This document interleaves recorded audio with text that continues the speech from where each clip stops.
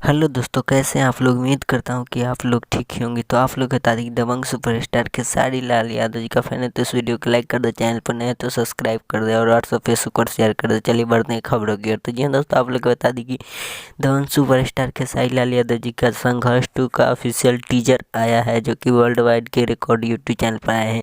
इसी पे कुछ लोग हगने चले आए हैं, टिप्पणी कर रहे हैं इस टीजर को लेकर कि इस टीजर में क्यों नहीं पूरी कहानी बताई गई। अरे अबे बेवकूफ़, सबसे बड़ा बेवकूफ़ तुमसे बड़ा कोई नहीं हो सकता, जो टीजर में इसके सारे कहानी इसको पता भी नहीं कि टीजर किसे कहा जाता है और टेलर किसे कहा जाता है।